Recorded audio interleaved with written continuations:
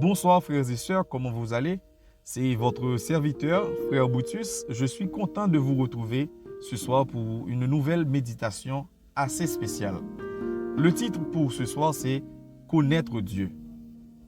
Certaines personnes ont tendance à se vanter de leur position religieuse, de leur position sociale ou de leur position intellectuelle, laissant croire qu'elles puissent mieux comprendre Dieu que d'autres personnes qui n'ont pas de position dignitaire à l'Église, que d'autres personnes qui n'ont pas un niveau intellectuel considérable ou d'autres qui n'ont pas un niveau social plutôt élevé.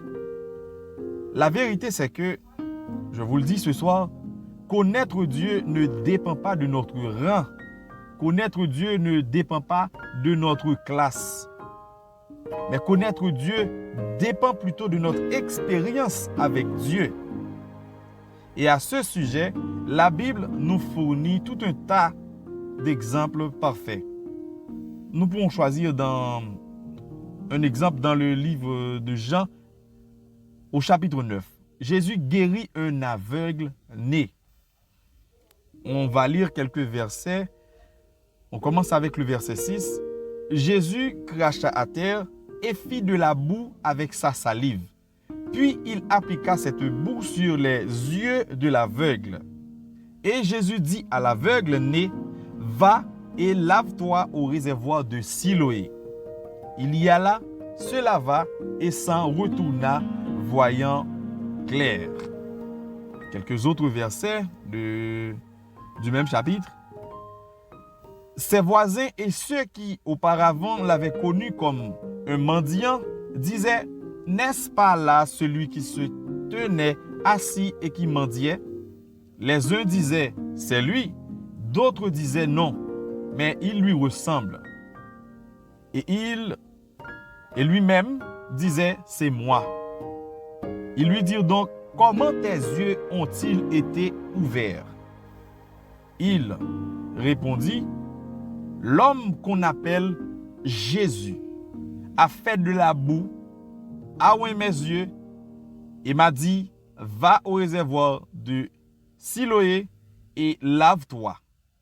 J'y suis allé, je me suis lavé et j'ai recouvré la vue. » Dans ces quelques versets, nous venons de lire le témoignage de l'aveugle né qui fut guéri par le Seigneur Jésus-Christ. Les pharisiens lui ont posé tout un tas de questions, des questions auxquelles il a répondu avec aisance. À plusieurs reprises, il avait expliqué aux pharisiens ce que Jésus-Christ avait fait pour lui. Mais ils n'ont pas voulu croire en son témoignage. L'aveugle né n'était pas un super religieux.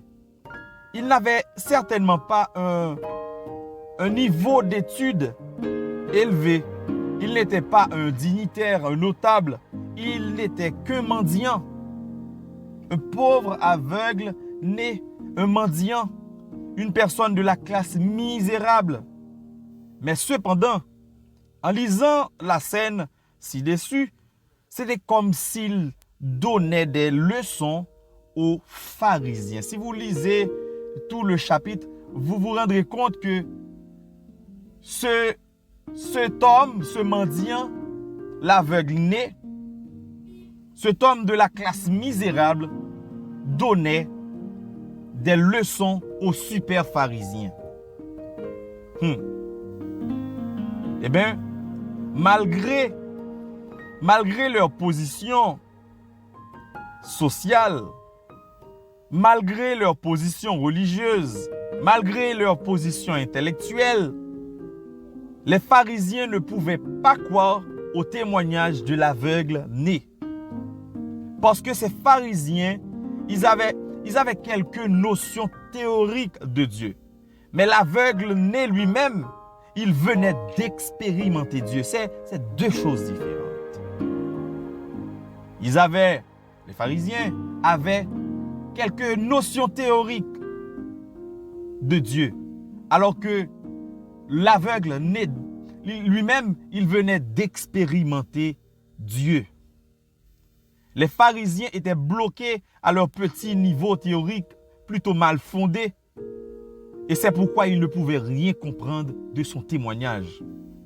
Amen. Connaître Dieu ne dépend pas de notre rang social, comme on l'a dit tout à l'heure. Mais connaître Dieu dépend de notre expérience avec Dieu. Comme l'aveugle né que le Seigneur Jésus-Christ avait guéri. Il se trouve que parfois, vous racontez à quelqu'un une expérience que vous avez vécue avec Dieu. Une expérience que vous avez vécue avec le Seigneur Jésus-Christ. Une expérience que vous avez vécue avec le Fils de Dieu. Et il ou elle n'est pas en mesure de vous comprendre. Il se trouve que parfois même, les gens se moquent de vous, de votre témoignage. Et pourtant, il est bel et bien authentique.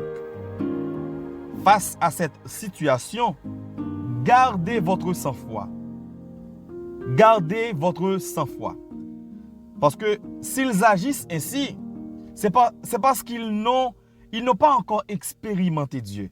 Et donc, ils ne connaissent pas Dieu. Car connaître Dieu, c'est expérimenter Dieu. Connaître Dieu, c'est expérimenter Dieu. Ne vous laissez pas déstabiliser lorsque vous racontez votre témoignage à quelqu'un et au lieu de vous comprendre, il se moque de vous. S'il agit ainsi, c'est parce qu'il n'a pas encore expérimenté Dieu. Amen, j'aime ça. Il n'a pas encore expérimenté Dieu et donc il ne connaît pas Dieu. Car connaître Dieu, c'est expérimenter Dieu. Merci d'avoir écouté cette méditation. Surtout, n'hésitez pas de partager cette méditation, de la partager avec vos proches pour les édifier à votre tour. C'était votre serviteur, Frère Brutus. Merci, que le Seigneur vous bénisse.